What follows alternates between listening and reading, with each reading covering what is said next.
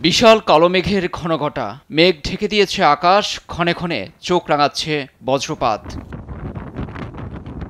Typhoon উইফার প্রভাবে এমন পরিস্থিতি চীনের দক্ষিণাঞ্চলের গুয়াংডং প্রদেশের জুহাই শহরে। শনিবার হংকংয়ে তাণ্ডব চালানোর পরদিন রোববার হাইনান, হাইকোসহ বেশ কিছু প্রদেশের উপকূলবর্তী শহরে আছড়ে পড়ে টাইফুন উইফা। ঝোড়ো বাতাসের সঙ্গে ভারী বৃষ্টিতে তলিয়ে গেছে শহরের উঁচু উঁচু এলাকা। গাছ ভেঙে গুয়াংডংয়ের শেনঝেন শহরের সড়কে তৈরি হয়েছে প্রতিবন্ধকতা। বৈরী আবহাওয়ায় পরিস্থিতি মোকাবিলায় লড়ছে জরুরি বিভাগ। উইফার প্রভাবে চীনের প্রশাসনিক অঞ্চল হংকংয়ে চলছে উদ্ধার কাজ। ক্ষয়ক্ষতি মোকাবিলায় সময়ের প্রয়োজন বলছে প্রশাসন। সামুদ্রিক ঝড় টাইফুনের দাপটে বিপদে ফিলিপিন্সের অন্তত ৩০টি এলাকা। ক্ষতিগ্রস্ত ৮ লাখের বেশি মানুষ, প্রাণ হারিয়েছেন বেশ কয়েকজন।